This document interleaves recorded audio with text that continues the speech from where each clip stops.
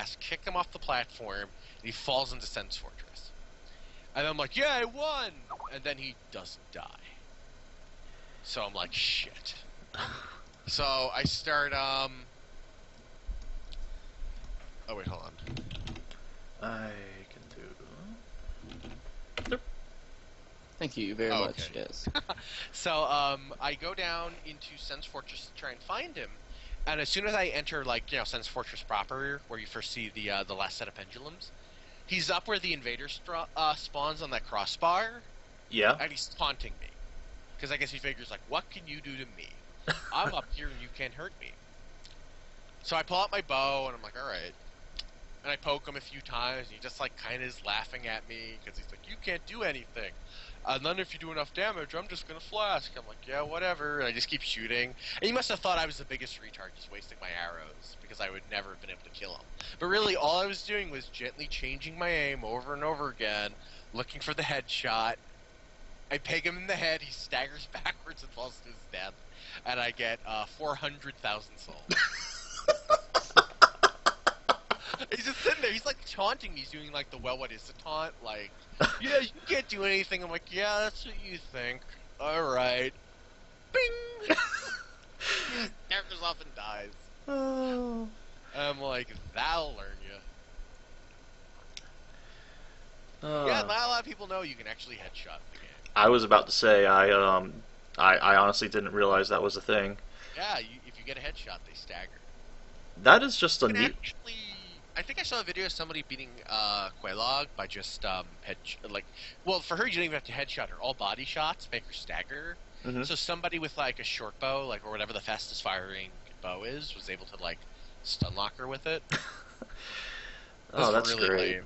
Well, but that's kind of great too. That the game just has all these ins and outs that you can learn, and I think that's one of the biggest appeals of the Souls series to me is how they have a huge just knowledge base that you kind of can explore and find these things that you never even would have dreamed be a thing.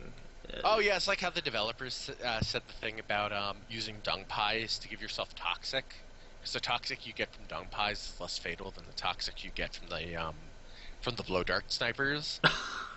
So you can kind of inoculate yourself from toxic and go kill them. Wow. Yeah, that's another great detail.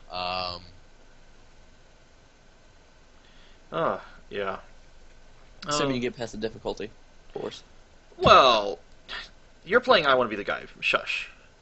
Yeah, I'm doing a level 1 soul run right now, and I just got up to Ornstein and Smog.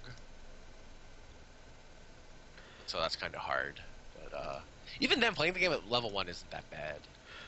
And by the way, It seems both like hard and not hard. It's really weird. Yeah, and oh, and by the way, this is Dust Force in the background. Oh yeah, people have been telling me I should play that, and I think they're right, judging by it. But I'm just so bad at like picking up and getting to games. Oh well, it is. I would recommend it. It is. It has a very interesting wall climbing system. Like, yeah, I really like that. No, the game looks really cool. I like time optimization, things like that. Mm-hmm. And it is brutally difficult in my humble opinion. Well, it's weird because it's not difficult. It's S.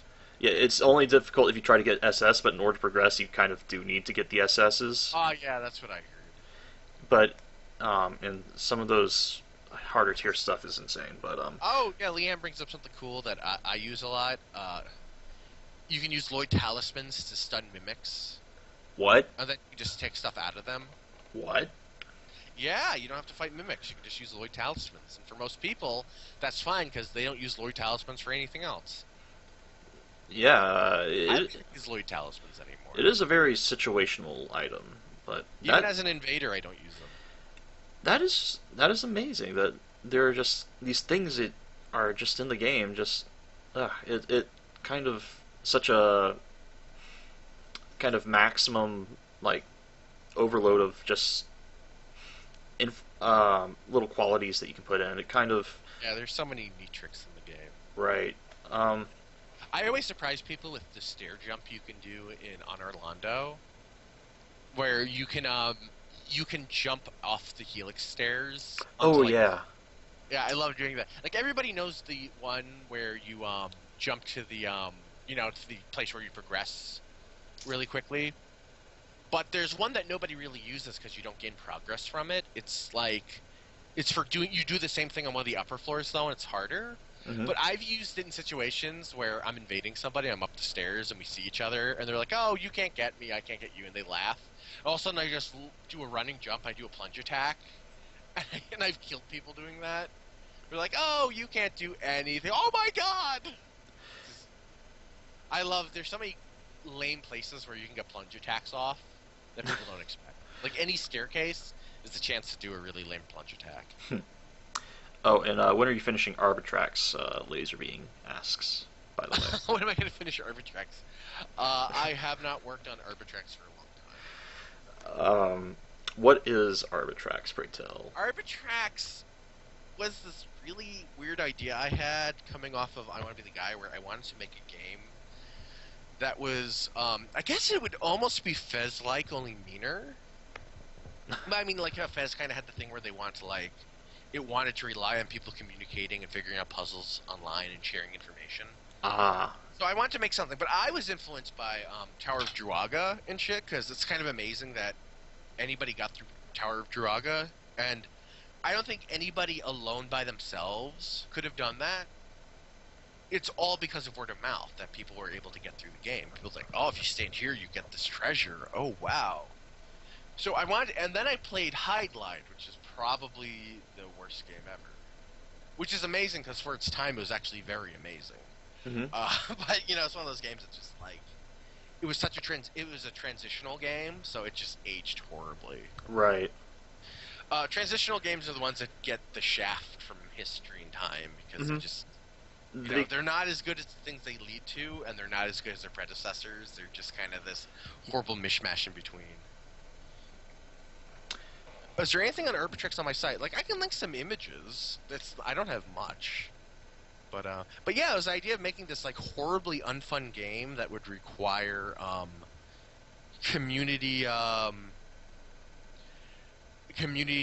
collaboration to figure out what the fuck to do. And I was gonna try and release it, like, pretending that it was an emulator, like an emulator that I found. Like, yeah, we found this old, like, Russian knockoff computer. We found this weird game.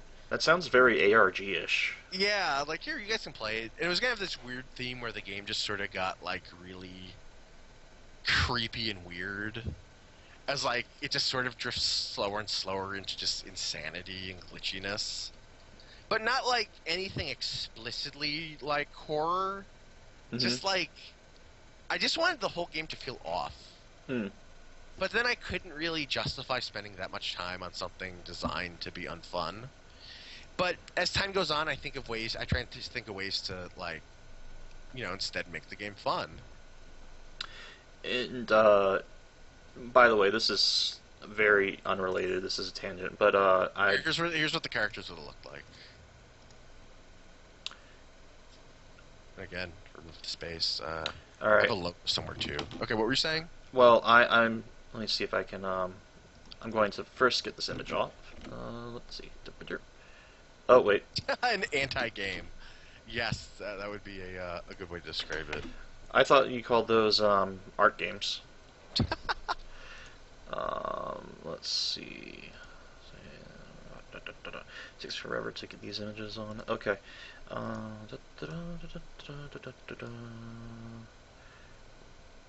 we go. My character in 3D Dot Game Heroes was the elf in from Arbitrax. I see. And also, I think this needs some music to accompany it. This GIF. I will play this. No. Wait. I have something. I have something appropriate. Are you sure?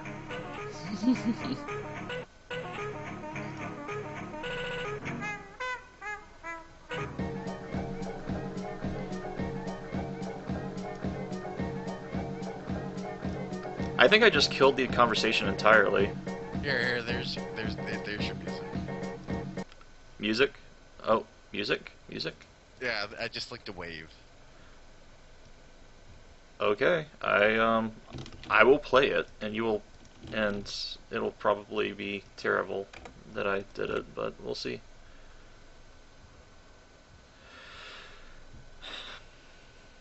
The name alone worries me.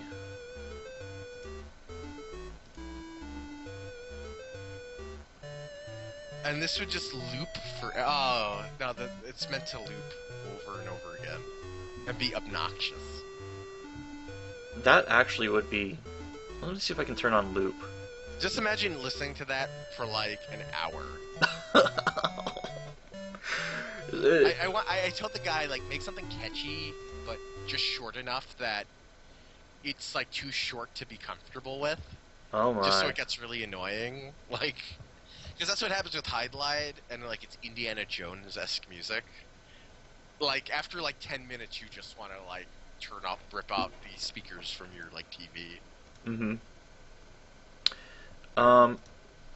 So, also, oh, by the way, Dark Souls, related kind of, sort of, because Talkie Time has a thread about it saying it's Dark Souls for normal people. What have you heard of? I have not played Dragon Dogma. When I found out like there was like no multiplayer aspect, I was actually like,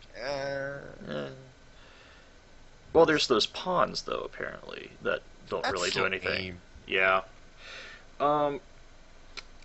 Like, that actually makes me, like, less interested. Like, I'd rather be totally solo than have, like, some AI friends, but I don't know. I might play it eventually, because people seem to be really happy with it, but, you know. I'd be interested in a Japanese take on Skyrim, is the main appeal. Yeah, Laser being same way. I said, like after what, like, the initial impressions was it seemed like Dark Souls, but then after time, it's just like, nah. Which, no, that's kind of a Which turn isn't off. bad, but, you know, it makes me less interested. It seems a little less like Dark Souls when I look at it, and more like Skyrim if it was Japanese. Yeah. Which isn't a bad thing, it's just a thing. Right, and since I'm being more conservative with my gaming time now, it's like, for now, it's a pass. Well, let's see. Okay, another game I kind of think is interesting to talk about because it's just stupid is one you blogged about recently. And it's Tentacle Bento. Oh my god, and I'm really annoyed because, like, you'll probably never hear this. There's this guy who comments on there every time I talk about, like, any topic vaguely related to, like, feminist stuff. Actually, Which I find weird, because I think it's, like, it's kind of a pain, because I usually, like, I'm very moderate about most things, I think. So I kind of, so instead of attracting, like women who are annoyed that I'm not totally for what they're saying, because I'm usually like the one saying like, okay, is this Obscure or Mark? But Mark comes in and it's like I get like the guys who are like, why don't you totally agree with us? It's like, man, I don't give a shit. No, Obscure is different because I'm pissed at Obscure because of Sirlin.net stuff. Oh. He proved himself to be an asshole there, so I'm just kind of like cutting myself off from him. Oh. But yeah, Mark is so, like, he was arguing with me about the whole, like, when I was talking about the cross-assault stuff.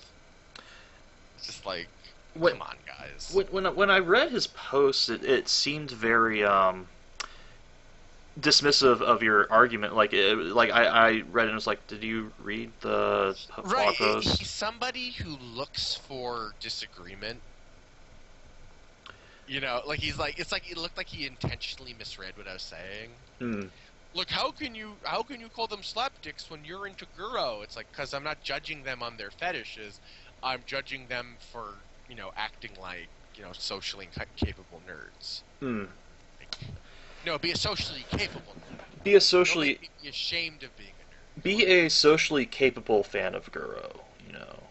Right. Like, yeah. And the point I made to Mark was like, and this is something like I had some friends who were like also into some of the stuff I'm.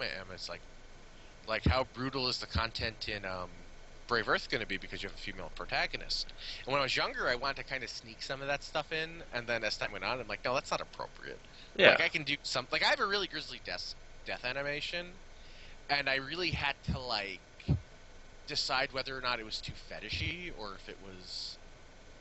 Because I had it in a mix where it was, like, the armor popped off, like in Metroid. Yeah. But you also had this kind of, like, gruesome, like, you're just spinning the air and blood spot.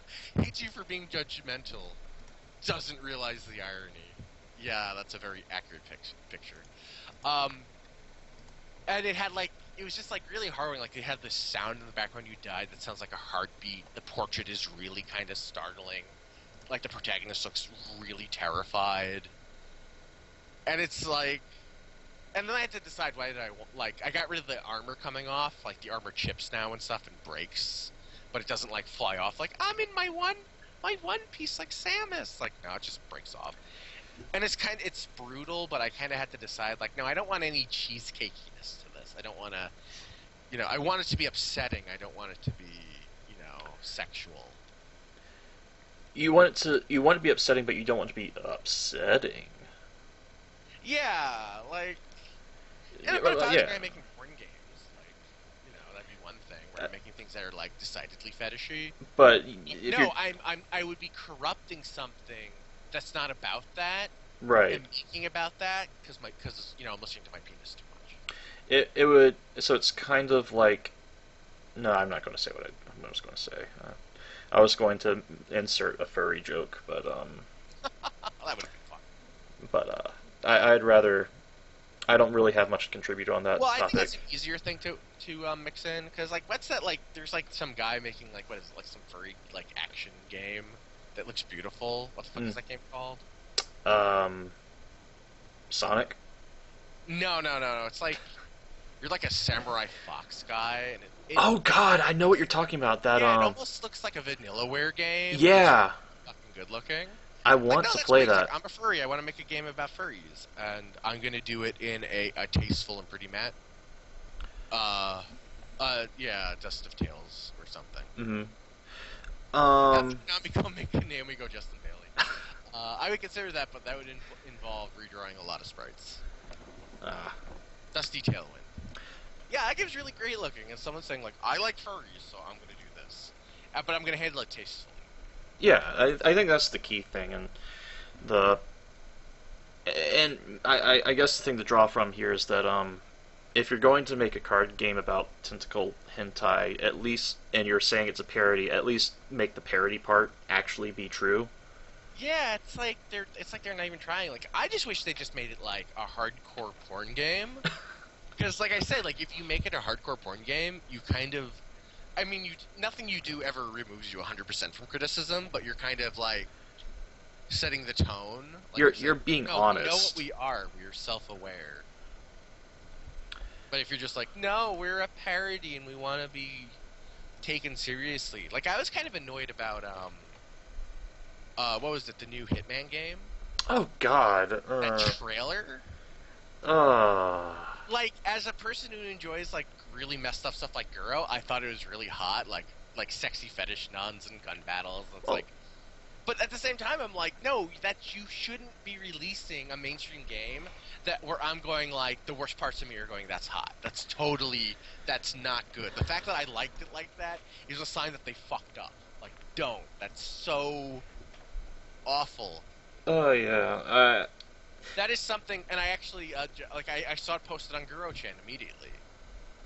That is, Like, yeah, it's like, it's probably made by somebody who's into that sort of stuff. Like, whoever made that trailer.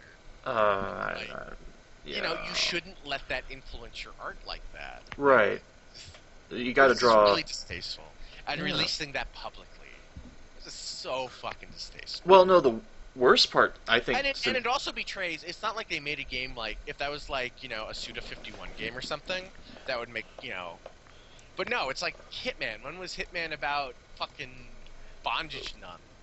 What got me is that this is it takes a huge team to make all of this, and somehow they drove it all the way to the trailer being actually released without Oh yeah, that's the other funny thing to always consider. Like, How does this nobody get through? stood up and went like, "Yo, dudes, I don't know." Yeah, I just hate to be in that. I'd hate to be in the shoes of whoever had to make that wasn't actually in creating that, the creative director of that. Because, Yeah, it was just so like fetishy and indulgent. It was like, and totally not appropriate for that type of game. yeah.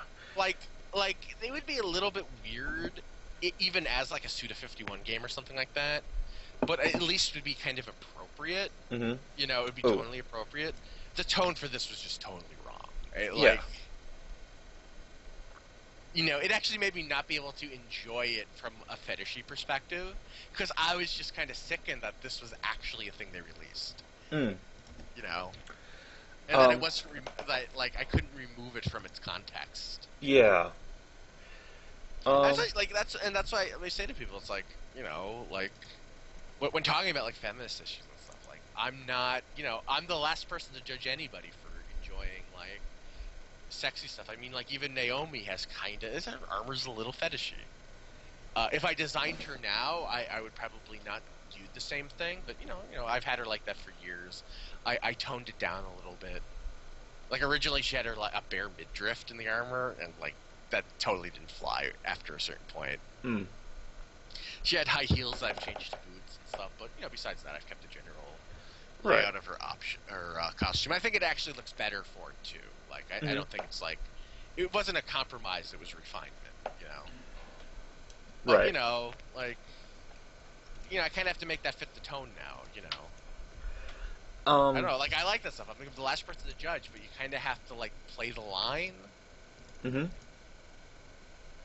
Yeah, if like somebody actually complains about it to me, like yeah, I don't know, or like she's really fetishy and her death animation kind of bothers me.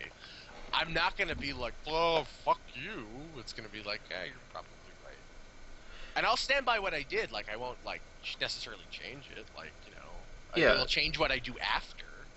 But like, well, look, I made this thing, and it is what it is. And if I made mistakes, I made mistakes, and they're gonna stay there too. What you're saying right now actually reminds me kind of almost what Miyazaki said of Dark Souls, and how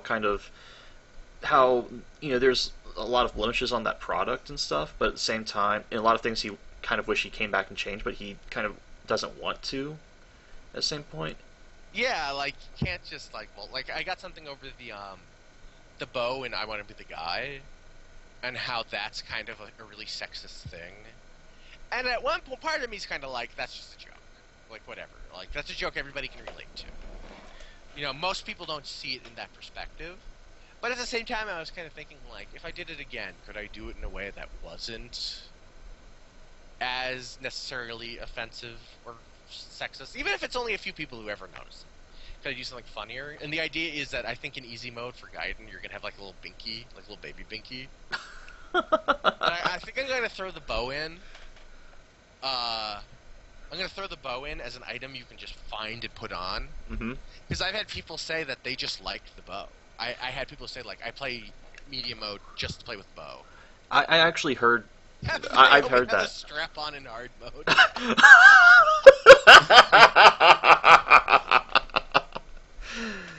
Oh my. She's not the lesbian in the game. That wouldn't be appropriate. Oh, okay. So There will be a lesbian in the game, and it will never be dressed. how about, let's see. So I'm going to, so let's see. What's a topic that I vehemently disagree with you on, just to make an argument? Like, Is there one? Because one of the things I try and do is, like, I'll get pissed off about games, but, like, in general game design stuff, I don't have a lot of hard stances. Like, I try and be flexible. Like, I'll say, if I think a game sucks, I think it sucks, but, like, the actual rules of what a game should or shouldn't be, I'm very generally, like, whatever. well, Like, what do you disagree with me on? Come on, find something. okay, let's see. And then I will make my case. Okay. We had a small, but I think we're just not on the same page, or we're expressing our arguments differently or something. But it seems to have overlap. Is art games? Okay. Okay. Well, okay. What are your opinion on like the whole games as art, making games sophisticated, and also Dustforce decided to stop at this just point? I think that's a sign that it's angry at me for even thinking of it, but I'm going to go anyways. So the idea of like how would somebody go about making a game being artistic in the way that somebody appreciates a movie that people would call artistic? You make Shadow of the Colossus. Okay. Um, Damn, I actually kind of agree with that, but well, actually, I kind of don't think that is enough for the medium. Um, like, Maybe, but that's more the direction than extreme reductionist. Not that I even mind that people are making extremely reductionist art games. I don't think they're very good art, and I don't think they're very good games. But I don't know. I know people who think they're harmful, and I know even at one point I thought they were harmful. mm, But I don't really think that anymore. I um, mean, even as recent as the IGF, I sort of still had that feeling that I was kind of afraid of people kind of worshiping not giving a shit too much. But even that, and that's only been like 6 months ago. I think I've come around on that. actually, it's funny you mentioned that, and this is not related to the argument, but the guys, did you hear about Depth Jam at all? I hear about game jam stuff, but I mostly ignore it because I don't know. No, no, Game no. jam This for is not me. Game Jam. This is a response to how shallow game jams are. Okay. Jonathan Blow, Chris Hecker, the guy who's making Megacure, and oh, what's his name? The guy who did the Every Day I Die thing, or Today's the Okay. Day. But he's making a big game called Storyteller or something. They all came together Now, and see, that would only be good if it was a game about Jim Henson's the storyteller. um, well, be that as what I meant. I want to get back to you on that, by the way. Okay. But first I want to say the Death Jam was like these four people each doing a intense 4 day kind of get together of presenting their games and reiterating over those 4 days. Like each day, they all four games would be presented, and then they get feedback, and then they work back on it or something like that. And Right. they were treated to a like they went and rented a house on the beach so they could have some time to meditate or something. And it was just a weird idea of instead of having a game jam, which they thought was a good idea because you got some new ideas out of it, but you don't get much out of it after that. And then like they were trying to find this happy medium between jam and conference to do some design work. And they came up with something they called Depth Jam, which was, kind of as the name would describe, really going in depth on their design process and coming out better as a result of it. Okay. Um, so, I guess, what I think the game jam thing is kind of a precursor to what might to like some better system that could come across. I don't think that Depth Jam's not the answer because that's not really scalable. But like, there is so, and this relates to kind of the art discussion in that the reason I feel very supportive of the small experiments is because I feel one day somebody's going to. I don't. I don't really think they're as reductionist as much as they are just experimental. That is true too, and I would agree with that at this point. I don't. And I don't Damn think it! they're Stop harmful. agreeing. And I don't think that like there's some people who think like art games are harmful, and I don't feel that way either. Now it's like they are what they are, and even if somebody's wasting their time, they're probably not somebody that would make a full size game that I would enjoy anyway. So it doesn't matter. You know, Um, they're just doing what they want to do. right. Well, what I think is that what if somebody took a one of these experiments, like okay, I believe you hate cactus, right? I don't hate cactus. Or I just have no. Like I gotta you explain hate it further. the love around cactus, maybe is a better way Yeah, to I say. do kind of hate that. I don't understand why everybody's so like willy nilly over cactus. Most of Okay. his games are almost unplayable. Well, what I'd say is well, what if somebody took like one of the better results from from Cactus, and because like he's like, I hope somebody sees like what I did and maybe finds something of their own from it. Maybe what if that actually happened? I don't know if it would, but and and say made a full content game from some good idea. Okay, I do kind of like. Okay, so first off, yes, that can happen. I can't say that can't happen.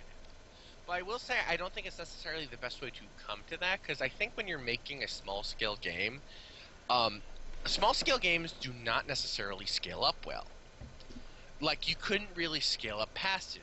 Like, you would only be adding superfluous elements. I don't know if you... I think you could actually upscale a Passage in a certain way that could work. Not in the way that it wouldn't be Passage anymore, but kind of in that you could take kind of the mentality that Passage has, and make... Maybe, but then is that now exclusive to Passage? Is that something we needed Passage to know what to do? Because now if we're making Passage going more general, we're already getting back to like what we already knew about art and expression. So so it's not actually offering any novel solutions. Okay, well, I'm not really talking about the whole Passage representing what we already know part, and I agree with that. And yeah, I don't think either anybody needs to beat on the dead horse of how Passage is pretty trite and pretentious. But I do kind of like Passage a little bit more because I now know more about Justin Rohrer, and he is I don't mean this in a mean way. He's really naive. And I think I don't know. I find it endearing, though. So instead of me thinking it's like, oh, you pretentious little, you're so obnoxious, like I did when Passage first came out, I kind of think like, no, he just has this really honest opinion on things and art, and it's just like, I don't know, it's kind of cute now. I still don't think Passage is very good, but I don't have the same knee jerk to it I did like a few years ago. Well, what I was getting at okay, Liam said something that Laserbeing said something that I say a lot. Passage is a bad example because it's bad art in addition to being a bad game. Okay, no, that's not. Well, yeah, I know it's bad art, but what if somebody took like a good artistic statement and I mean, and let's assume that maybe that was possible in a game, like say a complex artistic. Huh? Give an example. Okay. Let me see. And I mean that honestly. I don't mean that even just as like, let me call your bluff. No, not. Well, let me see. What am I trying? Let me see if I can think of a good one. Well, okay, maybe. Oh, geez, I'm trying to think of a complex. Well, first I have to think of my notion of what I think a complex artistic state. Like, throw me something that you would consider like a complex artistic kind of expression. Then beyond. This is kind of hard for me too because I don't even really. Okay. For me, it's not even an issue. Like for me, I think like art's kind of overvalued, so I don't even care to begin with. Well, okay. Let's say all right. Let me just think. Well, I like maybe how oh geez, what's a good one? I like how, well, maybe not art, but maybe something like how you can have an expression the same way that maybe a literature can be expressed. Okay. Not necessarily modal modern art shit, which I kind of like, say whatever, but being able to express. Okay, how about kind of like something like, what if Killer 7 married the gameplay more to its narrative than it did, or married the narrative more to its gameplay rather? Oh yeah, okay, yeah, I'll tell you about that. Or to put up another example that might be, I think like Demon Souls and kind of Dark Souls are some of the best themed games. I will heartily agree with that. God damn it. But I will heartily agree with that. They don't necessarily have an artistic statement though. They have very well themed, and I think that's something we're not even good at theming usually. Well, yeah. Well, not even. Well, they kind of do have one statement about the concept of immortality in video games. This very strange um, outer statement of how kind of the circle of addiction and learning and like the whole new game plus grind. I think it's more especially stronger in Demon Souls than Dark Souls. The idea of eternity in a video game and how you can just keep going and going and you'll never stop. Yeah. And I think, and my main point to say is, well, they weren't thinking about that, but I was thinking, well, they were, because what about the last line that the King Allant says when you kill him, you fool, no one wants to go on forever? And there's this whole titanic struggle between eternity and oblivion, and I don't know, it's... And has such great themes with like despair and depression. Yeah. Like Dark Souls has much more of a high fantasy vibe, so you don't get that same sort of like oppressive like fog over you. Mm-hmm. Oh, hey, that's like, another thing. Notably, Dark Souls that's has. the thing. Like in Dark Souls, you are passing through the light, Mm-hmm. and in Demon Souls, you are passing through the fog. You are, going. You are pushing through this dark thing. You're taking another step through this like arduous ordeal. You're descending more than ascending. Right. Well, but so we got to get back to now what little experiments give us, and like now let me be fair, just because even assuming that no little experimental game has ever given us anything, which I don't even think is true right now, but I can't think of a good example. But even if that was true, that wouldn't mean that it wouldn't happen eventually. So that would be no argument in and of itself to go, oh well, you can't name a meaningful art game that has taught us anything, so that means the whole process is bunk. I So I think the main problem with art games is just there's not a good example of how they're not a good example of content to them. I don't think that they have to be short necessarily. I think you can expand on it. I just also think that's also one of the holy grail designs of people wanting to design that, to expanding on a kind of the dynamic first I got to precursor this with something that Jonathan Blow kind of coined was this idea of dynamical meaning or something was the term, I believe, of that using the rules of the game to instill meaning to the from the game, or to like say in Passage is a really trite example of this, of how the the rules of the game represent the artistic statements. It's a really trite example, but it is kind of like it is an example. Okay. So the question he presented, and he didn't even know if this could be possible, was, can you scale up the learning meaning from rules like that to a full game and not just a small sadlet? And yeah, I don't know. I'm pretty sure you can. I mean, but again, like we're just doing it at such a low level that even though we are learning things, because you do have to iterate to learn anything. Like that's something that's totally true. Mm-hmm. I don't know. It's like I would say art games are valuable. Like it's good that they're happening. I had an argument with Obscura actually on David Sirlin's forums, and I said that it's good that these games are avant-garde because you got to consider what avant-garde is. Like avant-garde is the front line, and what happens to the front line? They either die ingloriously or they find glory. And then he got all upset for me even implying that indie games are avant-garde, which is like was totally missing the point, because I was kind of saying like most of these things do end up being garbage that do not mean anything and just will be forgotten. Like that's what it means to be avant-garde. To be avant-garde doesn't mean that you survived and are successful. Like it means you're putting yourself out there and you're risking. Okay, wouldn't you consider your illustrations to be your personal art? And Brave Earth an extension of it.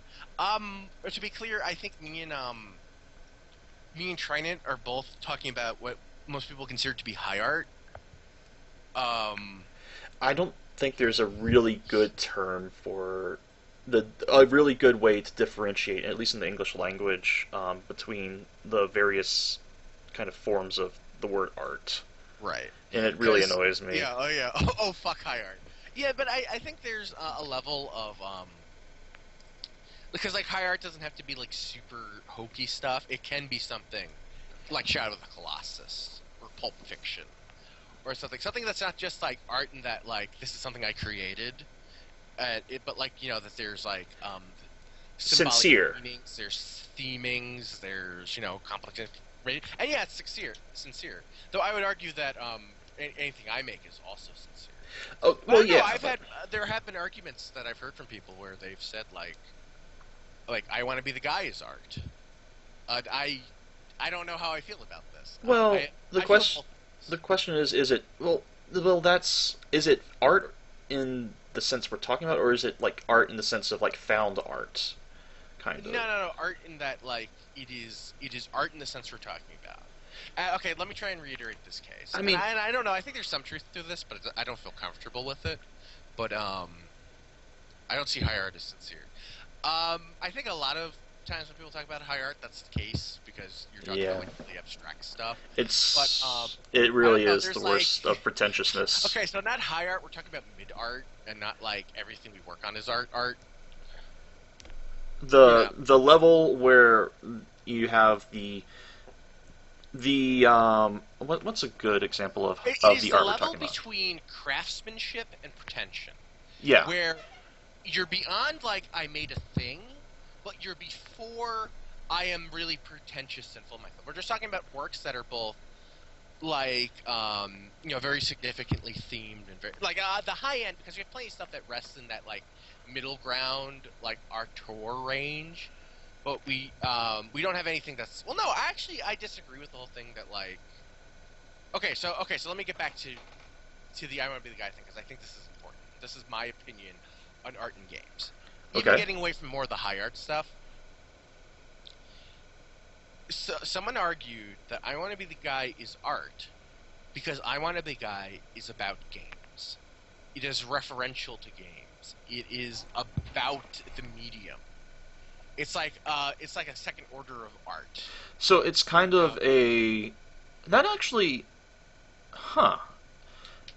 Yeah, I know. It's like kind of like... That's so raw and incomplete and not really themed. But it is themed. But it's not about, like, let me speak about the human condition.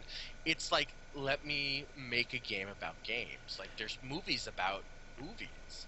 So it's a... That almost kind of reminds me of kind of like almost a Voltaire piece in some sense. Or, well, no, I don't actually know. I don't know how well that parallels, but yeah, so you could say it's kind of a higher satire in some respects. Yeah, or like La Mulan is the same way. Like what was that? Who? What?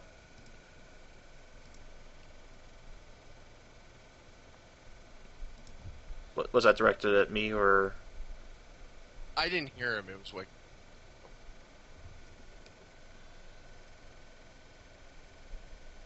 I'm afraid to talk. Okay.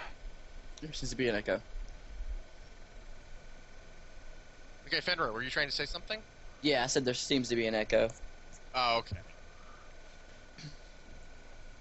Oh, Oh, I thought you had something to add.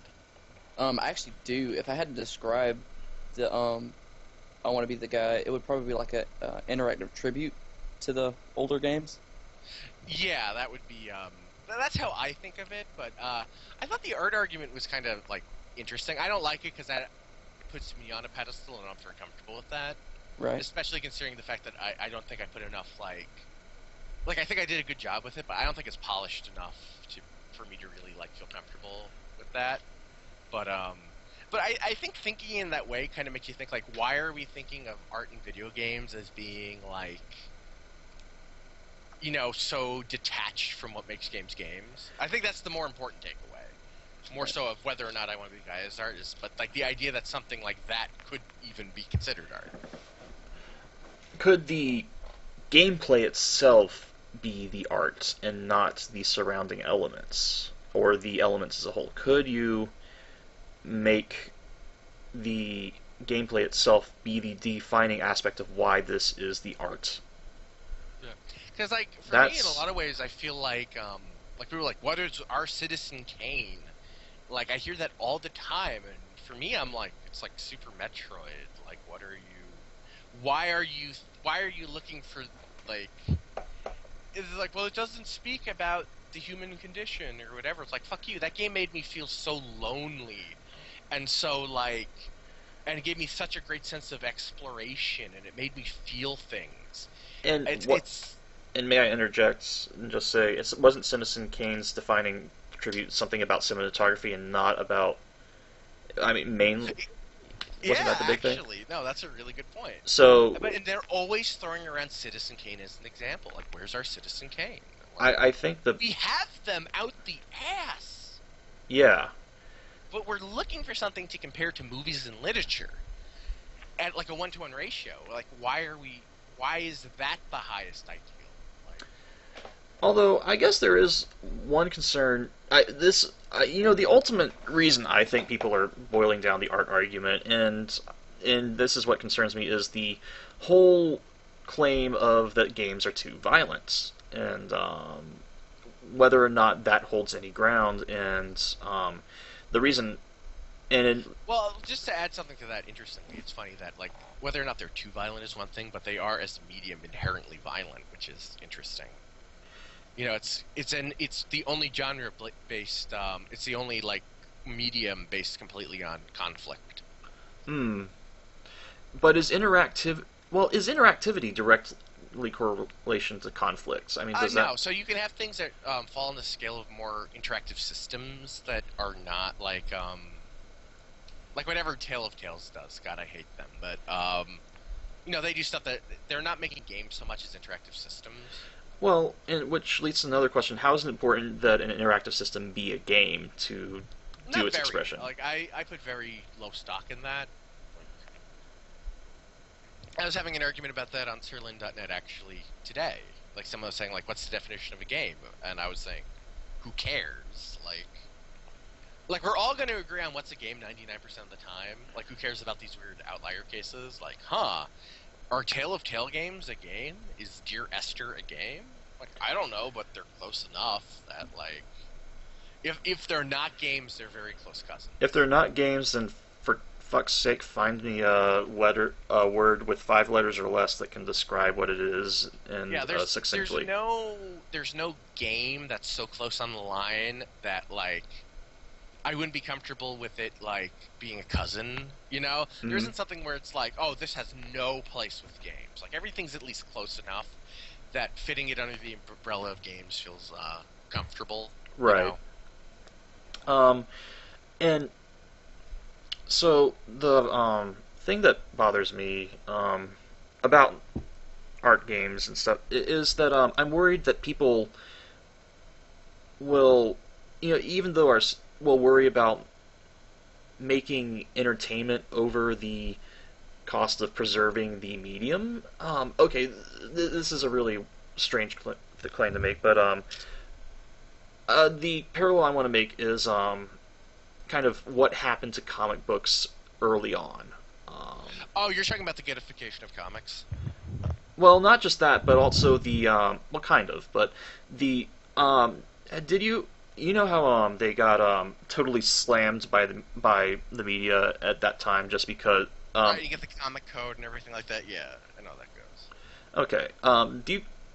That it kind of worries me that if the medium doesn't take if the games don't take themselves seriously enough, that's going to be their downfall. I think we're already past that. In a way, I do too, but I don't think we're out of the woods.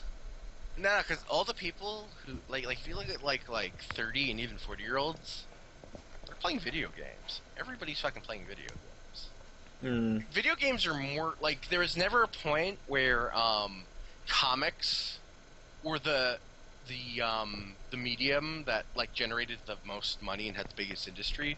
Video games have a bigger industry than the movie industry. Did you know this?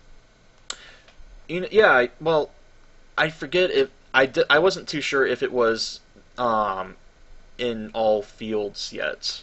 Like I know that there's been a long time that it was like biggest, but in rentals, but I wasn't sure if it was generating overall. So I wasn't too sure about that. Yeah, so it's kind of like it is ridiculously popular. So the only people who really doubt the legitimacy of games are people who are eventually going to die out. Hmm. You know, we're pretty solid with that. And we also established decent ground rules early on. Like, the ESRB is way more flexible than the comic code. Oh, yeah. And now we're just dealing with crazy people. It's like, we're not going to get that. We might get a ghettofication.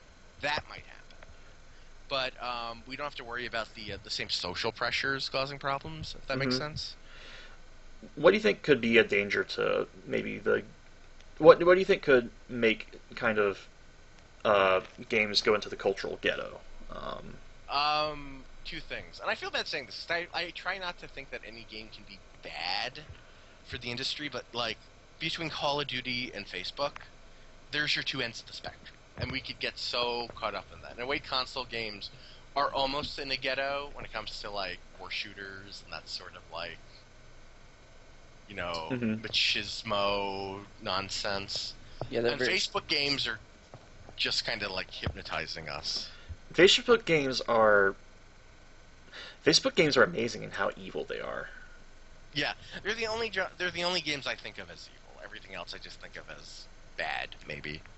Well, what I think Tim Rogers, who is fucking crazy, but wrote a really kind of scary piece about just how designed how focused these games were on their purpose of just driving of monetization of taking your money, like just how it's insane. Just down to the very core of prime versus prime numbers versus numbers divisible by 5. That actually is a thing that they put in to make a difference in the addiction, and that is scary. Yeah, most of it's metrics. Mm-hmm. And it's that's worrisome. Yeah. Superpower Joe thinks art games are the other end of the spectrum in terms of like being potentially harmful or ghettifying. I disagree. I don't see them as having the potential to be ghettifying because they haven't seen mass appeal yet. I used to be worried about them at least risking a ghettification of new designers, but now I sort of feel like the type of people who are making art games are the type of people that wouldn't have been interested in game design if not for art games. So I don't think we're necessarily... I could be wrong about this too, but I don't think art games are harmful. I think it's just an example of the pie growing, and like that slice of the pie is just getting more and more people on it that normally wouldn't be interested. Just to answer Superpower Joe.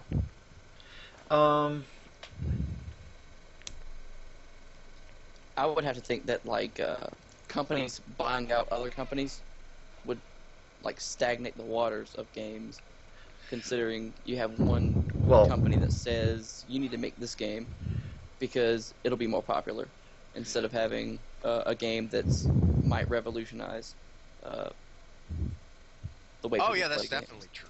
Like someone releases something amazing and then everybody buys them and just murders the whole concept. Yeah, like Call of Duty every year kind of thing.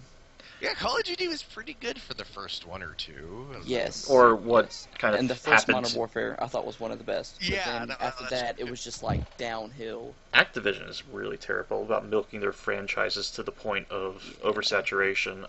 Tony Hawk, Guitar Hero, now Modern Warfare. They latch onto something, squeeze everything out of it to the point of really destructive to their own harm. And yeah, like Guitar Hero's been like pushed so much that people are saying like rhythm games are dead, or at least Guitar Hero types, because it's just like everybody's tapped out. Like everyone has reached Guitar Hero saturation. Now, doesn't Activision own Blizzard as well? Yep. That's a scary thought, because Blizzard... Well, no, they're partners. It's Activision Blizzard. Okay. It's still pretty scary because you can pretty much... it's I mean it's may be coincidence, but Blizzard has taken a steady turn towards some very non-gameplay oriented design decisions. As once they started getting partnered with Activision, they took some very monetizing approaches to their structure. I would almost argue that that's more because of WoW and having to keep on top of that thing than necessarily Well, Activision. I don't know. When did Activision partner with Blizzard? See, there I'm not sure. I could be totally off about that. Because I mean, I did play WoW through its entire career up to the point of early Cataclysm and the early of the latest of the current expansion that's out, and you can definitely see a shift in design there, that to the point where it seems like there's something about it that just seems like it changed fundamentally. Maybe I'm spewing shit out my ass here, but yeah, I don't know. That's a hard thing to really track, but I do think that Blizzard is just trying to stay on top of their game. And whether or not Activision is encouraging them is one thing, but I can't imagine that Blizzard staying the same forever, you know. well, they've changed anyway. It's too late to say that now. Right. So. Although I wonder if they're going to. I think the one constant they've had is they take forever in their development times. I don't know. That's another reason why I think they're going for the whole monetization thing, because like they need to make the most money out of the things they make. They need to. Right. I wonder though if Blizzard now would make the same business decision they made about like StarCraft Ghost that they would if that Blizzard who canceled it did before. You know, cancel an entire fucking game that they made. A development having team. the balls to do that. Yeah. Would they have I don't that know still? if they still would. Um. At the same time, I think they would like the chances of that happening are less too as they've gotten bigger. Mm-hmm. They're probably way tighter in their development stuff. So it's hard to judge. It's like asking, like, do you think they would make as big of a mistake now? Like, oh, I don't know. Well, I don't know if it was as much as it was a big loss of a risk. At the same time, what would it have been a mistake to release it, or would it have been a mistake to continue developing it? Yeah, I guess that would have. I guess that's hard to even judge. We can't know if it would be a mistake because we never got to play it. Because even if we might have played and been like, "You guys are dumb. You ruined your pedigree.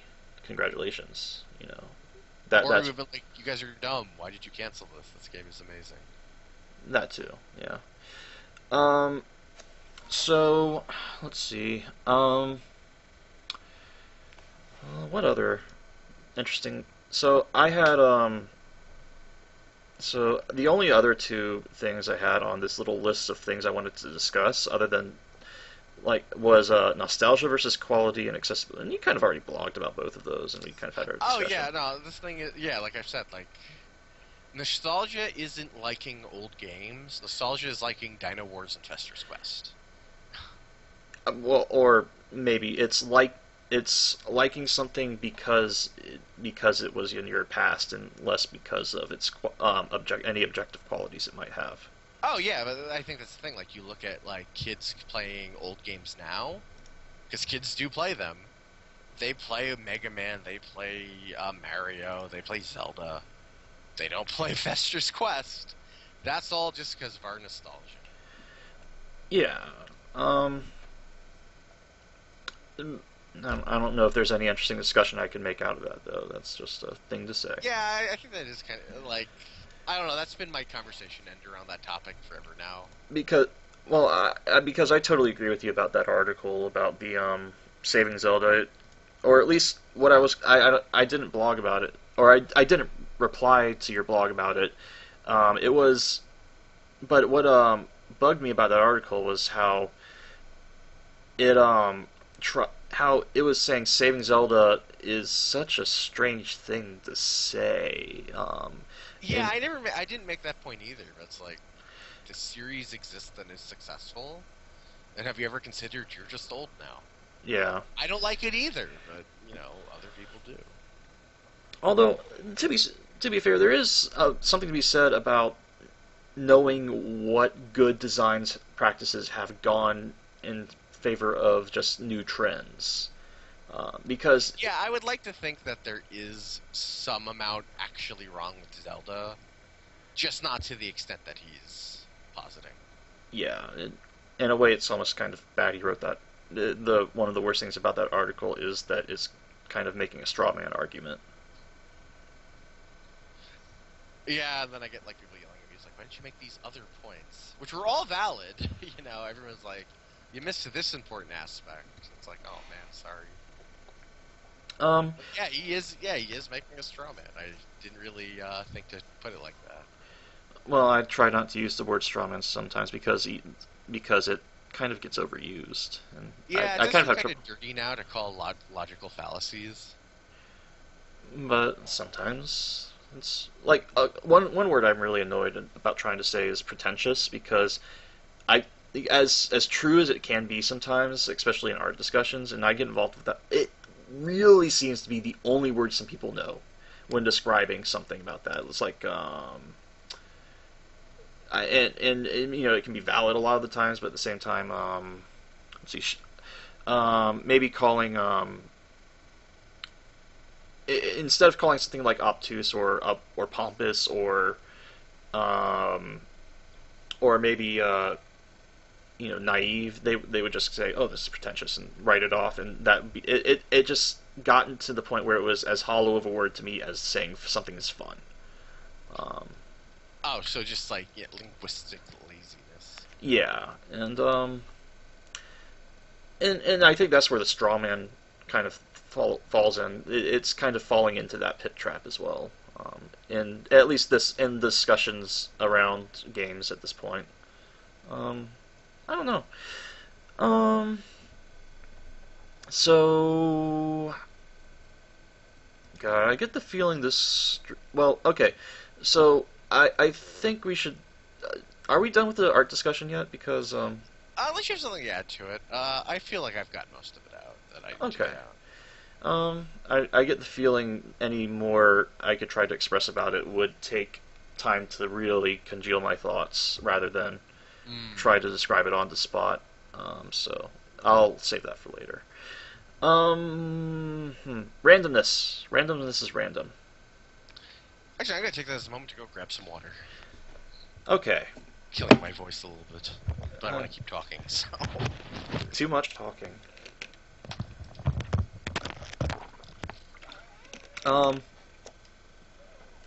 Yeah.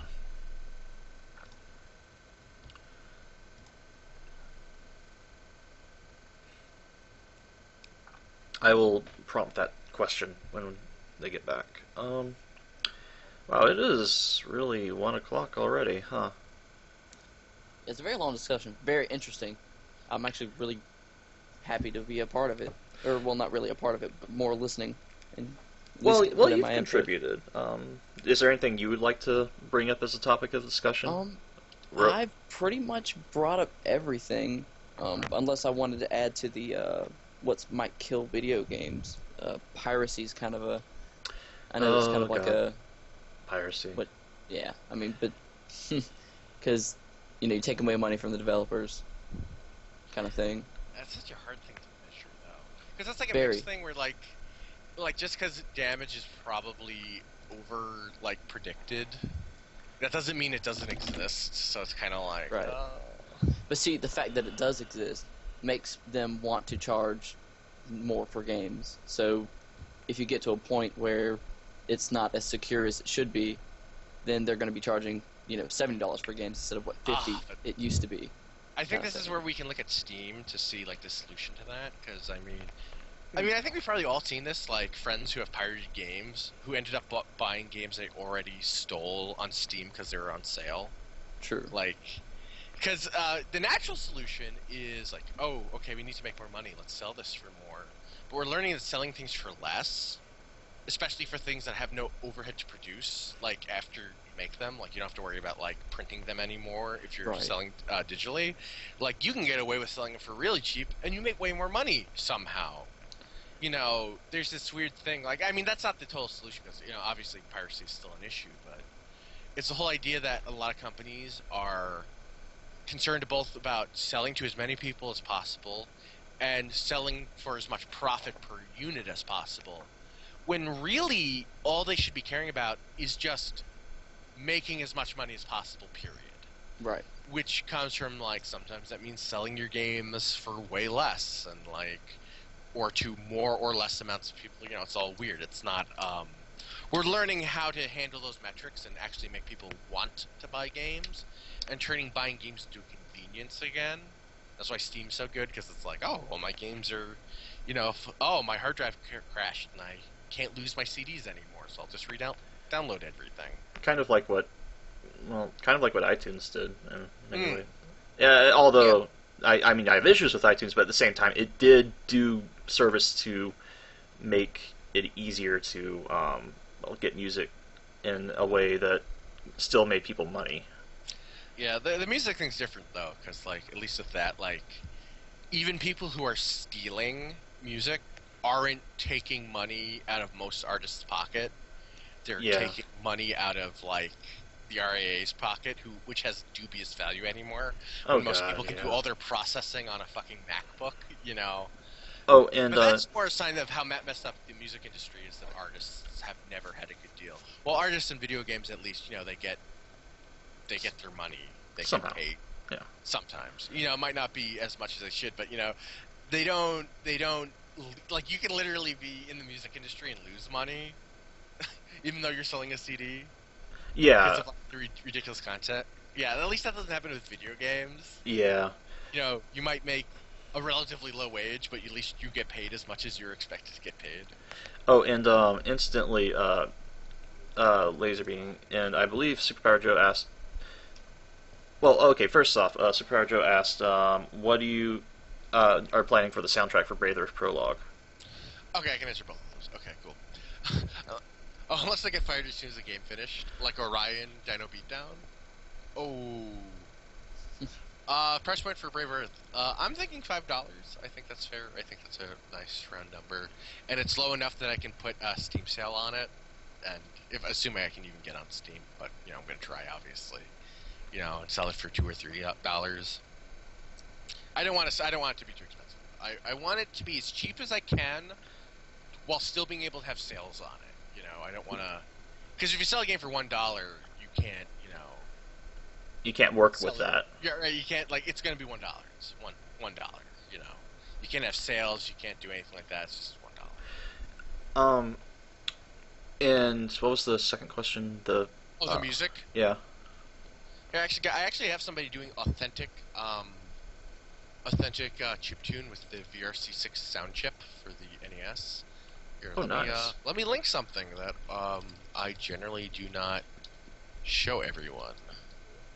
I guess I shouldn't be playing this on the stream then. No, you can. I don't care. Okay. You know, I'm not going to post this on Twitter, but you know, anybody who's listening gets to see it. Okay. Sure.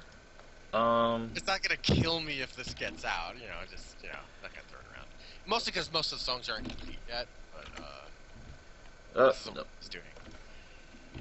I love that it was so easy to find a player that plays NSF files.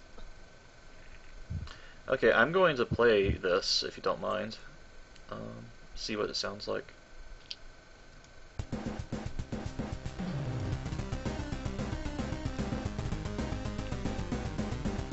Oh wow, that really does have a Castlevania kind of throwback feel to it. Oh yeah, this guy's so good. And there's more tracks on it too if you press the X button. I'm gonna turn down just a little bit, but well, oh, and I guess I should talk about a little bit of Diablo 3 since I'm actually playing it in the background. And I was asked, do I think it lives up to the predecessor? Tough to say, because that depends on how you view Diablo 2 and Diablo 1. I honestly think it's a really good game. I think it's worth it for if you like this kind of game. I have issues with it even beyond the online only and the DRM stuff and the kind of the way the auction house framework works, my main criticism was that it's kind of like a inverse gilded leaf. It's a diamonds in a rough of shit kind of thing. But it has some nitpicky flaws, but it's good. Honestly, though, I'm more excited for Torchlight 2. My summation of this game is it's a great time killer until Torchlight 2 comes out. So That sounds fair. which My piece. Oh, go ahead. you've been playing your fair share of this too, so you definitely have an opinion that's worth, or a view that's worth discussing, I think. Okay, well, being a hardcore Diablo fan as well, I played a little bit of Torchlight. I didn't play the Torchlight 2 beta, but as... It's so different, by the way. It's almost hard to compare.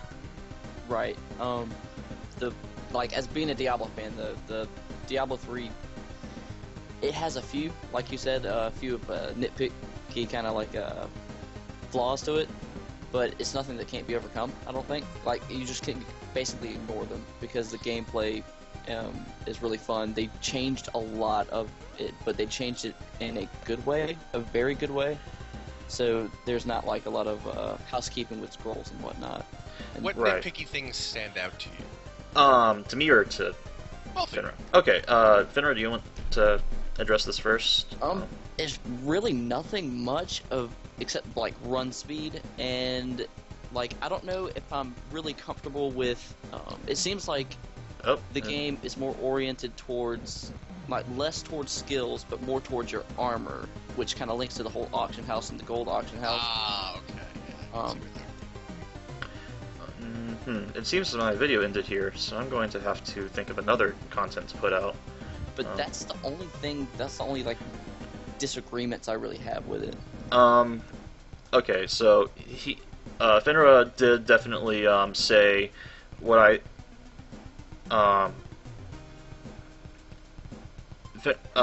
said about movement speed. I think Diablo 2 had a very fast run rate, run speed. Like you moved across the scene much faster.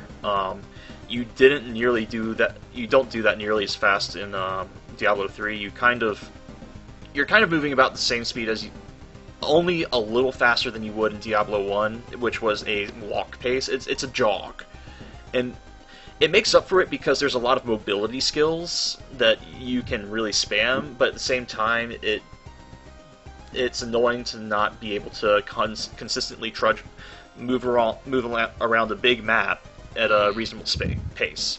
So that's one thing, and that's been talked about. The other thing, and I'm going to see if I want to do something other than a black screen for this. Let's see, what stupid videos do I have on my hard drive? While you do move slow, the actual background scenery is not bad to look at. Because there's no, like, in Act 3, I'm not going to spoil anything, but, like, the background is, like, active as you're, playing. That is true. You do get some cinematic feel to it, but at the same time, I really get annoyed at the slow kind of pace of things that go on. And it's not a slow game, it's just a slow... The area movement part of it is slow, and it really stood out to me when I played this in Torchlight. Torchlight, you're just zooming along. It's kind of like the difference between playing, and let's see if I can. But do you get to take in a lot of the background artwork? Is it kind of the thing? I'd say it's more of the foreground that you get to enjoy. You get to see lots of events happening right in front of you that do stuff. Right. Now let me see. I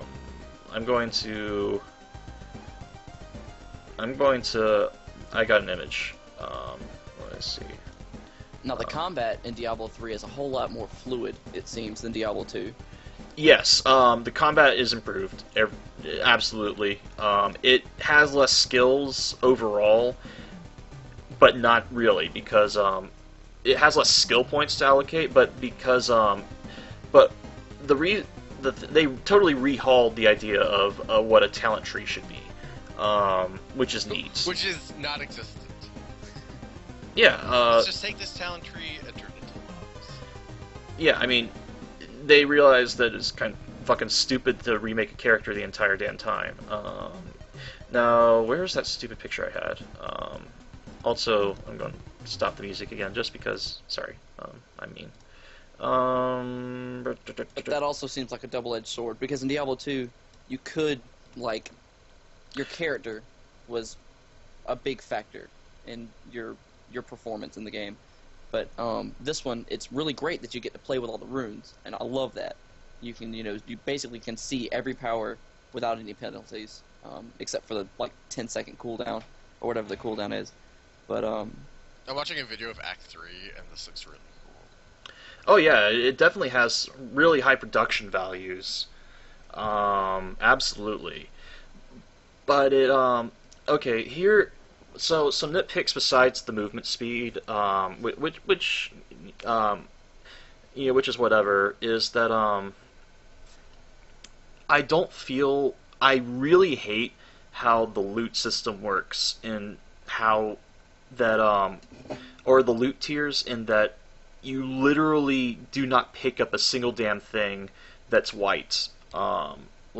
It's less than worthless. It's actually detractive to the experience, because you have to actively avoid clicking on the damn things you want to pick on the damn whites, because they're worth so little money that they're worth less than the inventory space they take up. And even at higher levels, they don't even scale in price. It's absurd.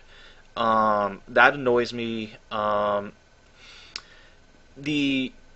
think that the weapons aren't as interesting as they are in Torchlight 2. From what I've played, in Torchlight 2, you get a fucking cannon. You carry around it has a steampunk thing, but you carry around a cannon, and it actually has a gameplay impact. It's not just and the weapons are kind of pointless in Diablo 3, in that you can have a dagger or a bow and arrow. Well, not really, because classes don't work like it. But you can have two very different weapons, and they don't make a damn difference, because it's all skill based. I mean, not skill based, and it's all abilities. Your character is character skill based. For instance, the wizard's always going to shoot a magic missile. Be she have a great sword or a wand. In Torchlight 2, in Torchlight 1, it mattered what your weapon was, and that kind of was a thing. It matters if you wield a two-handed weapon versus a hand cannon, and that's neat. And they kind of lost that in Diablo 3. Admittedly, it was kind of sacrifice for the kind of really good skill structure they have. And I will say, what Diablo 3 does is, it really does a good job of making a congealed, coherent skill structure that synergizes off itself, off each other skill. A barbarian will have a lot of skills that play off each other, where I don't feel like a lot of action RPGs do that well. So yeah, and I'm always annoyed at this point. I really think leveling is a very tired mechanic that needs to just die. And that's just kind of my outlandish opinion, and not really a fault with Diablo. It's kind of a fault with... I just really hate arbitrary character... I don't like how Avatar strength is very overpowering skill strength anymore. I'm very tired of that mechanic. And I think less emphasizing on experience points in the game industry, the better right now. I think there's stuff you can do with it, certainly, but it's a really old mechanic that kind of needs to be rehauled. Not completely do away with character leveling in games, necessarily, but... Considering which games and genres they're appropriate in, I hate that it's spread. I want that shit out of, FPS and stuff. It's so annoying. Thank you. Oh my god, as a player who's generally really good at games, especially competitive games, I don't want new players to be worse than I am. Why should they be handicapped more? I want better fights. I don't want worse fights. I don't want them to have to overcome the skill difference and the equipment difference. That has no benefit for me as an established player in the game.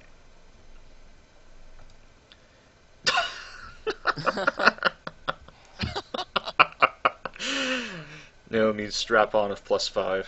Oh man.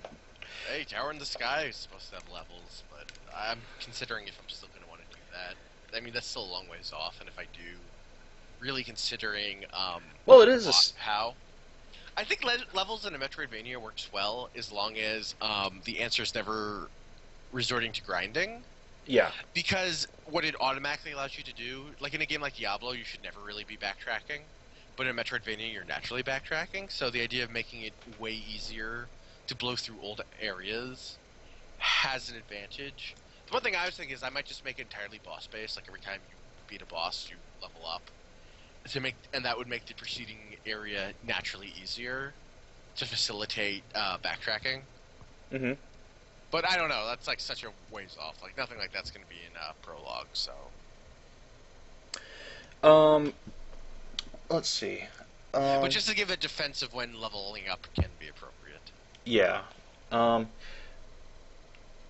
Yeah, I mean, leveling up is not a bad thing in itself. It just needs to be used a little bit more wide. It's almost as annoying as QuickTime events, but right. And QuickTime events are another thing that, when used carefully, add a lot, but people just go fucking nuts. Yeah, I think it did really well in the God of War series, especially because they knew to not randomize the quick times most of the time. Like they made like killing a Minotaur was not like a different sequence of buttons. It was always the same thing, so it added a visceral feel. Right, so you're doing it just to create a connection between the player and what's going on. If you're making your QuickTime events hard, you're missing the point. That's what I really hated about Lords of Shadow. Oh yeah, well, Lords of Shadow, I didn't feel had that hard QuickTime events. It was kind of... Oh, the annoying one for me was flinging the boulders. Like, if you didn't spin the stick just right, you just dropped them, and then you had to wait, like, another minute for him to throw boulders. It was so stupid. Oh, it should have been so easy. It is a pretty mediocre game. I mean, I'm not going to argue that. I mean, it wasn't like they were hardcore. It's not that they were hardcore difficult. It's just that they were They were designed in a way that made me think, like, this is a person who designed these QuickTime events because they thought QuickTime events were too easy. It's like, no, dog, you're missing the point. Yeah. No, they weren't. But they weren't like some of the ones in some of the ones in Bayonetta have like really tight timing windows, which are really dumb. It was the biggest mar on such a wonderful game. Yeah, and it's only a few that are like bad. Mm-hmm. But those really hurt. There's nothing like that in Lords of Shadows. But like you said, they were just aggressively mediocre. Mm-hmm. And just so obviously, like the one again with like throwing the boulders, it was such an obvious thing not to do, and they did it anyway. I know. Oh yeah. Honestly, that game's kind of a guilty pleasure of mine, though. I don't know. Oh man, I had to quit after the butcher boss. Mm-hmm. Because I was like, all right, okay, he has a pot on his head. Let me grab the pot. Okay, I can't grab the pot. What's going on? I can't grab the pot. What the hell? This is stupid. So eventually I'm like, all right, let me look up what I'm supposed to do. It's like, you're supposed to jump and whip the pot. And I'm like, what do you mean I have to jump and whip the pot? My whip hits, like, the entire fucking screen. Yeah. Like, no, I'm going to jump up 2 feet, and that's the difference between me hitting it in the head or not. The thing's like 10 feet tall. It's like the smallest enemy I've ever fought. Like, I know, I have to jump to hit in the head. Like, I literally, half the attacks I'm doing are hitting it in the head. That made me so mad, because it was just such a stupid design decision. You spend the whole game establishing, like, to interact with objects, press the grab button. I was like, no, well, this time you have to jump. And it wasn't even, like, a situation where jumping would make sense. Yeah, wow, you're talking about it actually makes me angry about it now. And yeah, like if it was, like, a really big enemy, and, like, you learned, like, okay, to hit him, you're gonna have to jump on this platform and jump on his head. And then maybe later on you do that with the butcher, because you've established, like, okay, sometimes you have to jump into position to hit something with your whip. But no, the game establishes, like, no, you never jump up, just, like, whip it, bring it to you. oh, okay. Like reverse bionic commando. Okay, I got this. Spend the whole game establishing this, and then throw it out the window. Alright. For a boss where it makes the least amount of sense. It made me so mad. I'm like, it wasn't even like, okay, I couldn't do this, I could continue, but I'm like guys, Mercury Steam, you guys are amateur hour. I don't want to play your game. You guys do not respect me enough as the player for me to want to play your game anymore. Incidentally, I once watched, and by the way, I found video that I found an old video that I thought got deleted. This is my crappy attempt at a let's play on YouTube that I don't know. So I figured why not have some Demon Souls footage in the background. I gotta play Demon Souls again. Yeah, before the servers go down, one day maybe. Oh, they keep coming back. It makes me so happy. It's like a statement about the game itself, you know. Just keep respawning. Yeah, I think it's thematic to have like the despair set in that the game's gonna die. And then it doesn't. Yeah, it's like no, it just comes back. Okay. Wow. What am I doing here? So let's see. Yeah, but so Diablo is so I believe there was a tangent somewhere that went from Diablo. Diablo is worth it if you like those games. That's what I'll say about it. It does have enough content to merit the price point if you're into those kinds of games, and if you do buy games at that price point already, you know, like, I mean, if you buy $60 games of other stuff, then you probably can afford Diablo 3. But honestly, I'm waiting for Torchlight 2. That's a huge tangent. Oh. Huh? Nothing. What? What? What? What? In the butt? I'm offended. So, yeah, oh, wait, yeah, there's chat.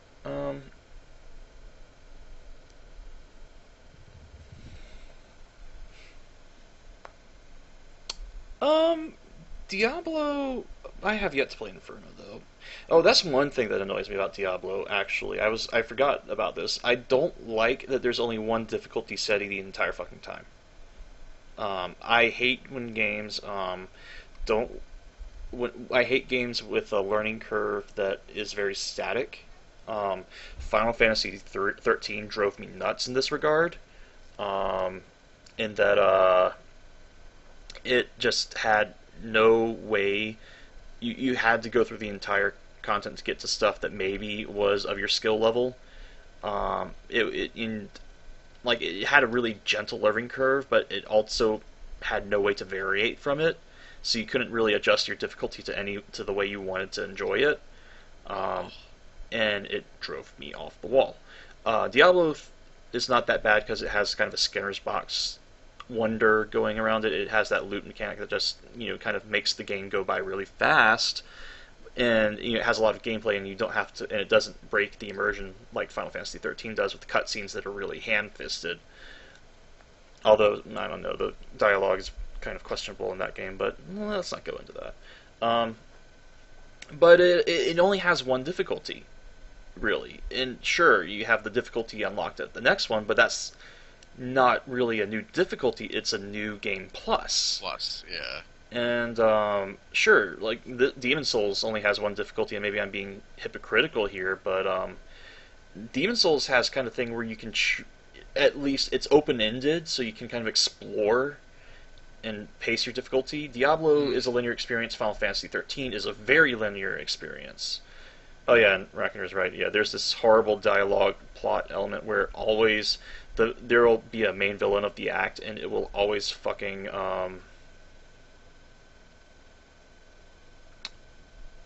it'll always fucking say you can't beat my enemy, my minion. Okay, you beat my minion, but that guy was inconsequential to me. You can't beat my other minion. Okay, you beat my other minion. That guy was inconsequential to me. And rinse, repeat. That got really bad in the last two acts of the game. That would be really funny, just to have someone be like, "Are you shitting me? I think you're just trying to blow us off, man. I think you're bluffing." and then just have the villain get flustered. Well, I'm assuming that since they're the Lords of Hell, I mean, they're trying to inspire fear, like, and doubt. I'm watching that video. Characters. And then they just get like childishly frustrated, and then the whole tone is ruined, but everyone gets a good laugh out of it.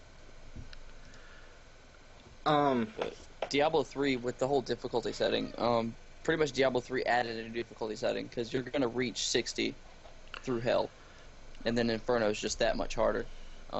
Which I mean is nice and stuff, and I like that they have that new tier, but I mean that's good, and I approve. I just don't like that they don't have kind of multiple ways of adjusting your challenge already.